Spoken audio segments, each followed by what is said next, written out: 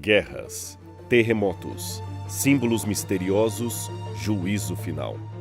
Estes são os elementos que marcam um dos livros mais desafiadores de todos os tempos, o Apocalipse. Estamos vivendo o fim do mundo? Podemos desvendar os mistérios desse livro? Começa agora Evidências, temporada especial Apocalipse. Está quase tudo pronto para o estudo de hoje, então corra, pegue a sua Bíblia, fique em oração, porque temos um assunto muito importante aqui no Evidências sobre o livro do Apocalipse. Mas antes de entrar no nosso estudo, eu gostaria de mais uma vez oferecer para você e sua família o Guia de Estudos Evidências. Ele foi preparado com muito carinho para você pela equipe da TV Novo Tempo e é um oferecimento da TV Novo Tempo e de seus amigos, os Anjos da Esperança. E como é que você faz para adquirir? É muito fácil.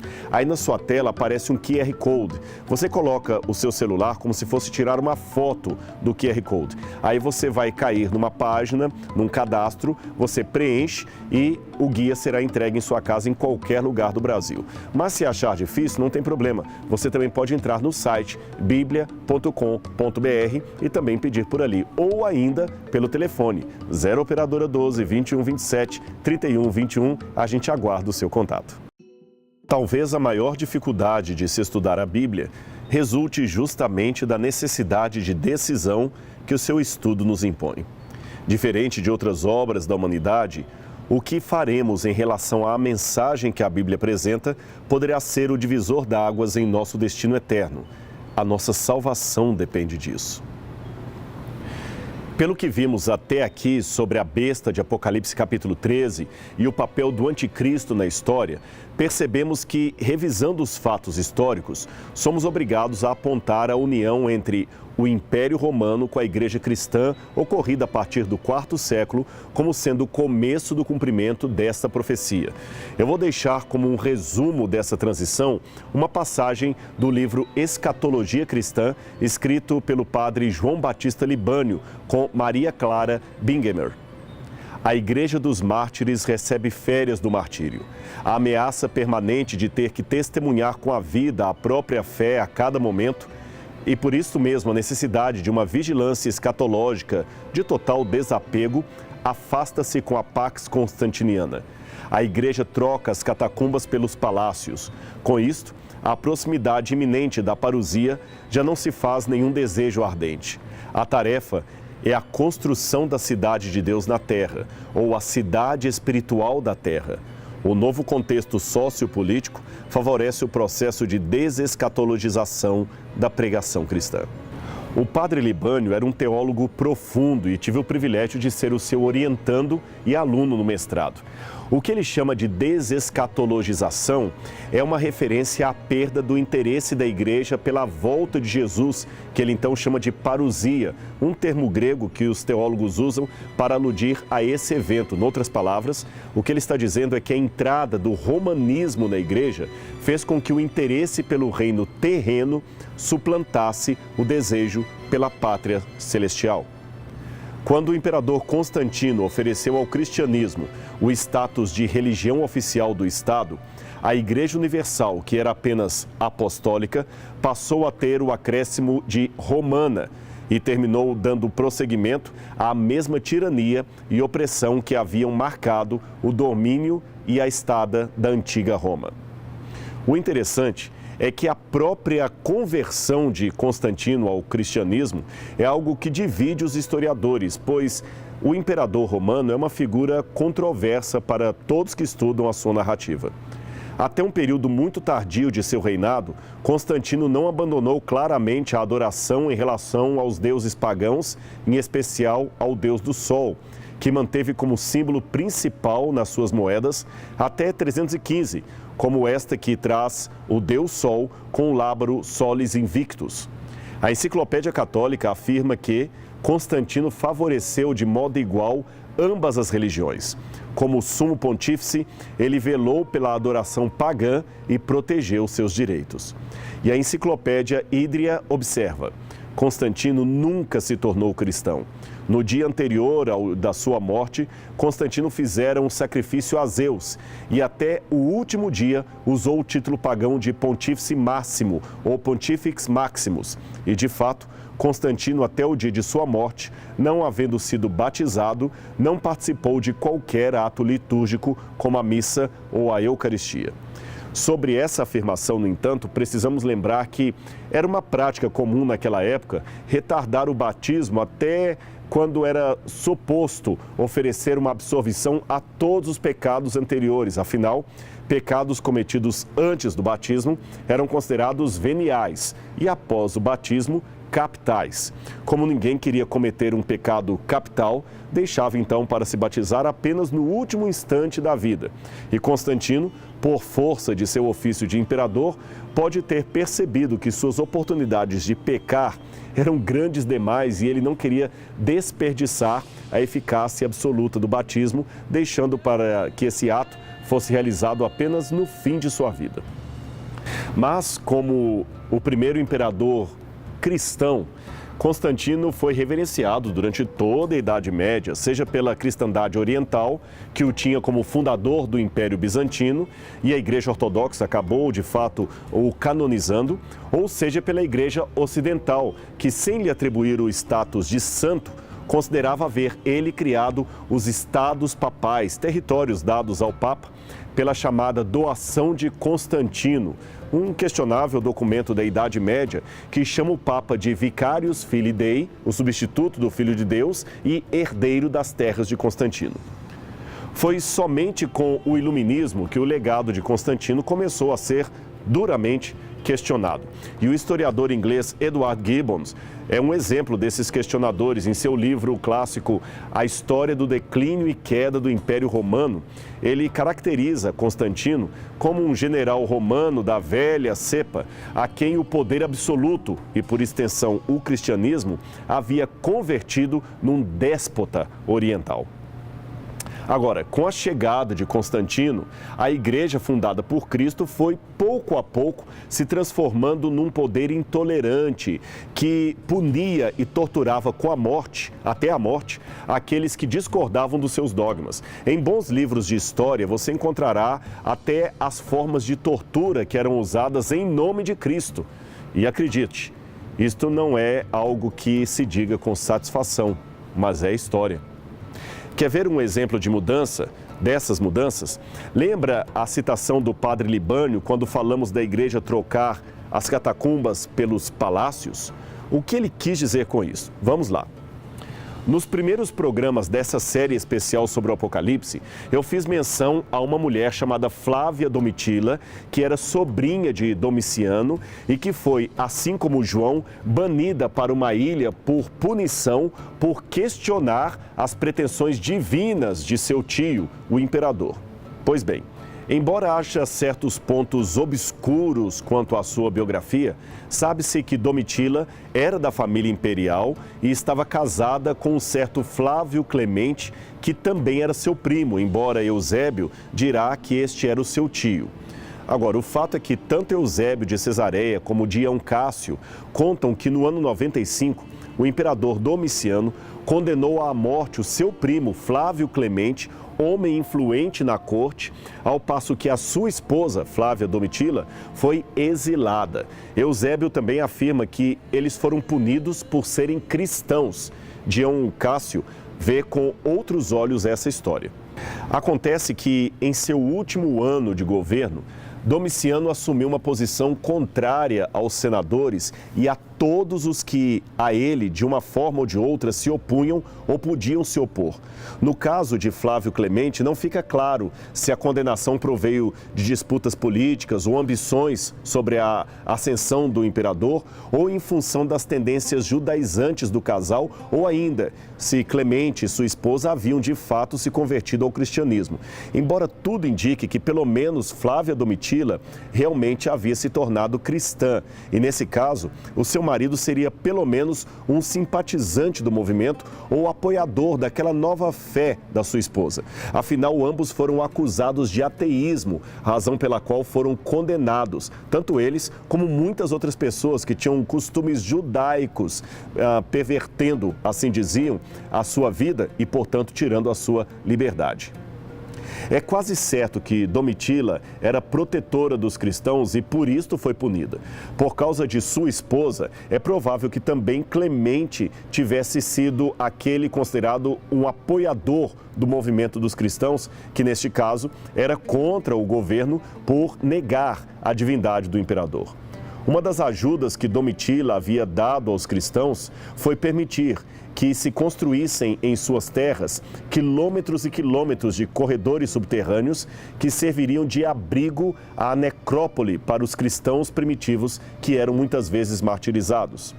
Alguns até pensam que esse uso de catacumbas subterrâneas ou corredores subterrâneos pelos cristãos vinham desde a época de Nero, mas arqueologicamente falando, o que temos é um movimento do final do primeiro século de nossa era. Ou seja, os cristãos usavam esses corredores para sepultar os seus mortos e talvez se abrigarem em tempos de perseguição, bem como fazer também alguns cultos cristãos, embora há historiadores que neguem esse último elemento. Também é disputável se os romanos sabiam ou não que os cristãos tinham essa atividade subterrânea ali, debaixo da cidade. O fato é que somente com Galeno, que viveu pouco tempo antes de Constantino, é que os cristãos receberam uma licença oficial e formal para usarem aqueles corredores que eram conhecidos como catacumbas cristãs. A palavra catacumba significa literalmente uma cavidade subterrânea, mas a aplicação desse vocábulo tem se limitado a subterrâneos usados para sepulturas, chegando-se a usar para tais fins extensas pedreiras nas proximidades de muitas cidades antigas. Assim foi em Saracusa, Alexandria, Nápoles, Paris e também em Roma. Ali existem escavações que foram usadas como sepulcros e, embora nem todos fossem cristãos, há vários elementos que os cristãos também usaram ali. Aliás, também é bom dizer que, com o tempo, os romanos passaram não mais a sepultar, mas a cremar os seus mortos e guardar as cinzas. É que nos últimos dias da República e durante o reinado dos primeiros Césares, a cidade de Roma cresceu muito em extensão e magnificência. Esta era a glória de Augusto, ter achado uma Roma em tijolo e deixado uma Roma em mármore. Então eles exploraram muitos lugares em pedreiras e essas pedreiras que circundavam a cidade, tirando evidentemente o material necessário para obras públicas, fez com que existissem essas cavidades subterrâneas. As catacumbas, portanto, eram galerias escavadas ou usadas como esconderijos ou sepulcros, não apenas por cristãos, mas por vários grupos. Num determinado momento, porém, as catacumbas, enquanto galerias escavadas, pareciam ser usadas exclusivamente por cristãos, tanto para sepultura quanto para esconderijos. Isto é o que se deduz das inscrições nas lápides encontradas no local ou do fato dos mortos serem ali sepultados inteiros, talvez de modo separado ou em sepulturas cavadas, e não reduzidos a cinzas e amontoados em buracos ou poços, como eram o costume dos pagãos. As galerias, muitas vezes, tinham 2 ou 3 metros de altura, de 1 a 2 de largura, porém, algumas vezes, eram menos espaçosas que isso. Agora, o que mais me interessa nessas catacumbas de Roma são as lápides encontradas ali. Como são mais de 70 mil catalogadas, essas lápides representam apenas uma fração do montante original que foi destruído com o tempo, porém elas revelam ainda muito da fé daqueles primeiros mártires cristãos que foram ali sepultados. Seguidamente, é claro, após o momento em que a igreja começou a receber privilégios dados por Roma e ter a perseguição imperial cessado contra os cristãos, aí houve uma mudança no uso das catacumbas. É que os cristãos agora não constituíam mais uma religião proscrita, perseguida e proibida. Eles saíram dos esconderijos para gozar a luz. E as catacumbas provavelmente deixaram de ser os hipotéticos esconderijos para se tornarem um lugar de peregrinação e reverência. Novos corredores então foram abertos e tumbas foram ali vendidas por um preço nada módico. Os mártires começaram a ser venerados como santos e os cultos eram realizados não mais a Cristo exclusivamente, mas em memória de cristãos que eram mortos na época da perseguição. Um ato significativo de realizar cultos em capelas para homenagear os mortos. Capelas estas rodeadas de restos mortais de outros cristãos que haviam sido mártires por sua fé.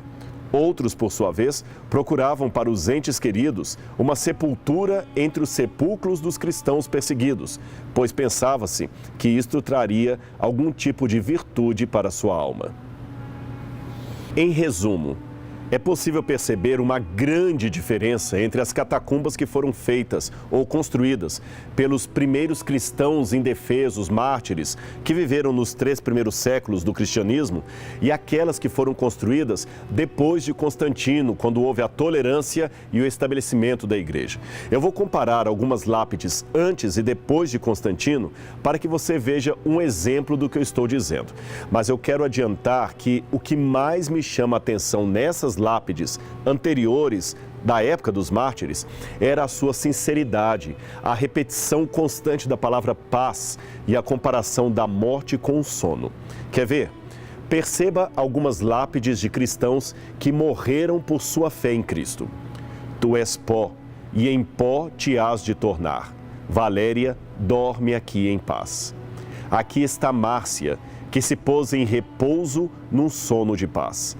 Lourenço, a seu amado filho, que sempre foi conduzido pelos anjos, vitorioso na paz e em Cristo. Sendo chamado, ele se foi em paz. Deus o deu, o tirou, bendito, que viveu em paz no consulado de...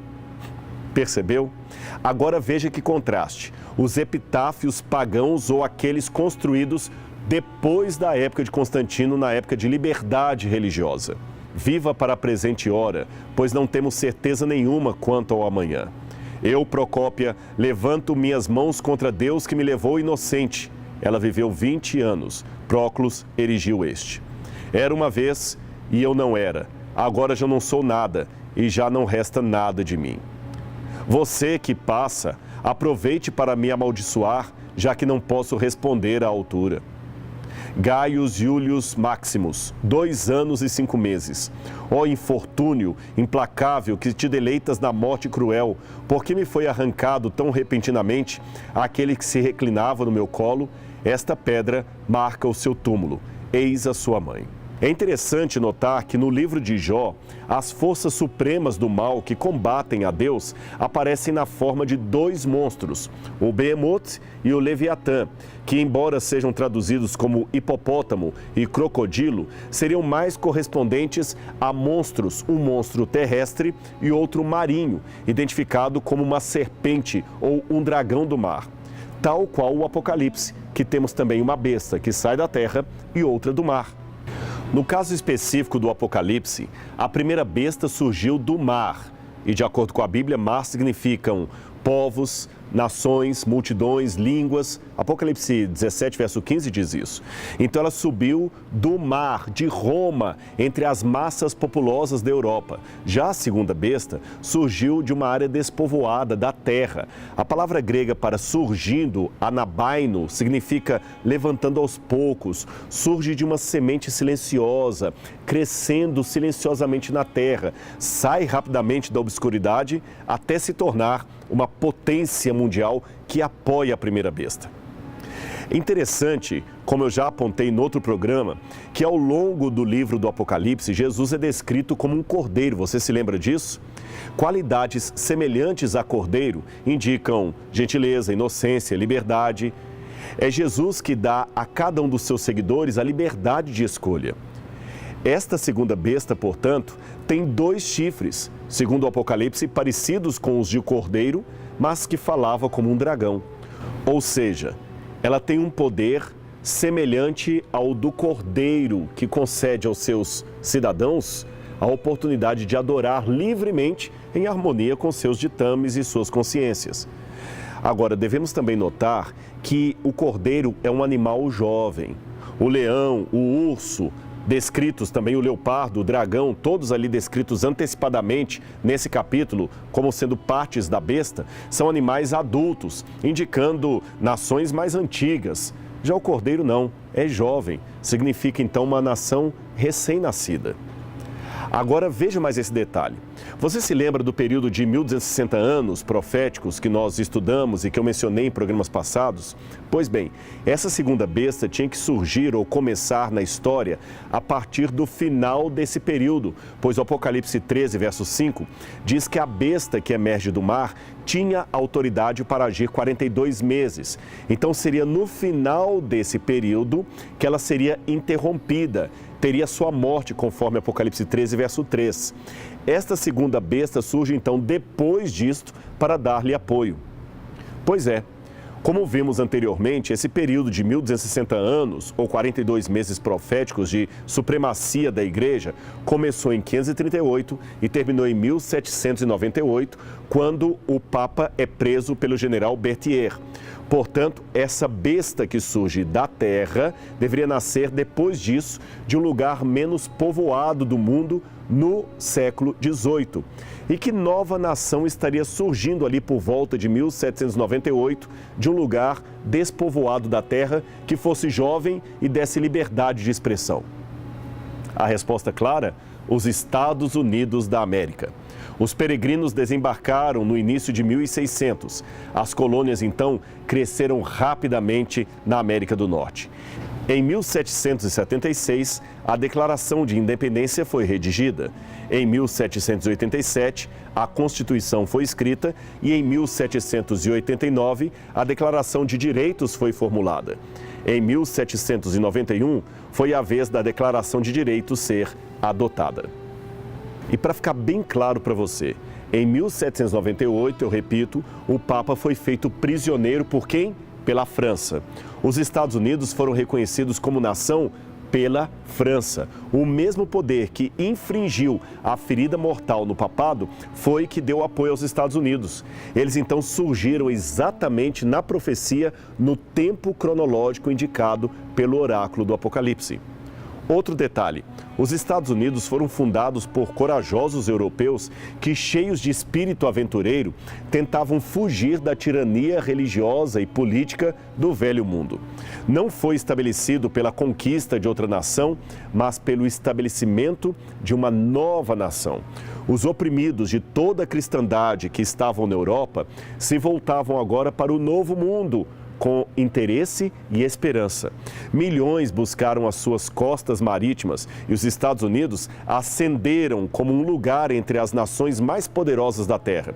Eles ainda estabeleceram duas autoridades separadas, a política e a religiosa. O princípio de separação completa entre igreja e Estado foi representado pelos dois chifres que pareciam um cordeiro.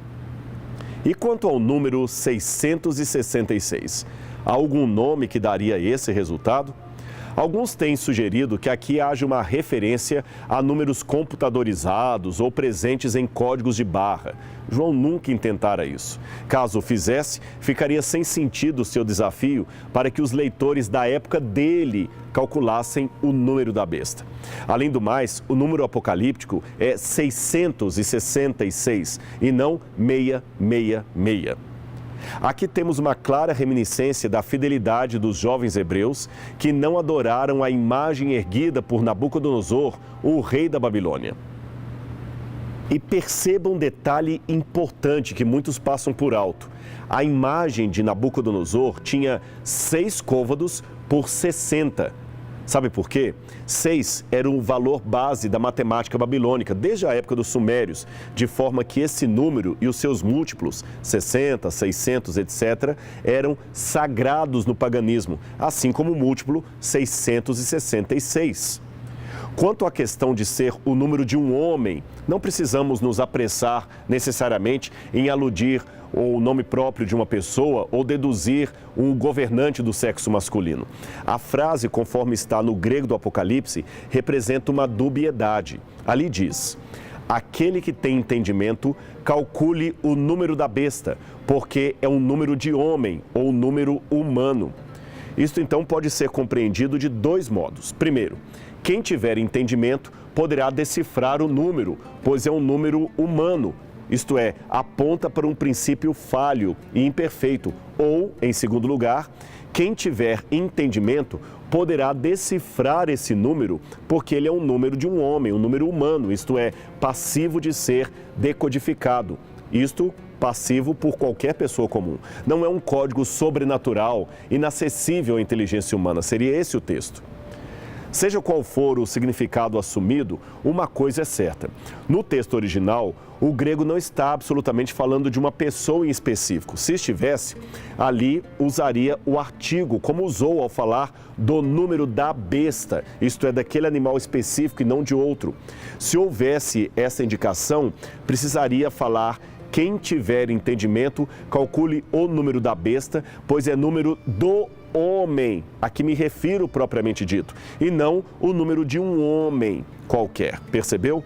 Então podemos entender este número como representativo de uma entidade governamental e não necessariamente apenas um indivíduo específico, uma pessoa física. Alguns pensam que João estaria se valendo da gematria, que era uma prática comum nos seus dias, de somar os valores numéricos de letras de um determinado nome quando se queria ocultá-lo por qualquer razão. Então, bastaria, claro, somar as letras ao invés de citá-lo. Conta-se que num dos muros de Pompeia encontraram a frase que dizia: "Eu amo aquela cujo nome é 545". Agora, é evidente que ele queria ocultar o nome de sua amada. Porém, a mais antiga tradição cristã, datada de 50 anos mais ou menos depois da morte de João, relata que já naquele tempo havia alguma disputa sobre qual seria o nome referido pelo profeta. Mas Irineu de Lyon, que foi aluno pessoal de um antigo seguidor do apóstolo João, relata que os dois nomes mais prováveis, cuja soma daria 666, seria Latenus, um adjetivo como aquele que fala ou se expressa em latim, e o segundo seria um monstro do mar, Teitan, no caso, Roma. Agora, uma proposta que me agrada e que não conflita necessariamente com o que eu disse até aqui, é o fato de que este mesmo verbo, este imperativo calcule, também pode ter o sentido de contabilize, conforme nós vemos, por exemplo, em Lucas 14, 28. O sentido, portanto, seria: faça o cálculo sobre os atos desta besta, veja as suas ações, o resultado delas, e aí você poderá identificá-la nos atos da história. Seja como for, da profecia para a história, o desafio é tomar posição ao lado de Deus. Nesse caso, não existe neutralidade. Querer estar isento é escolher o lado do inimigo de Deus.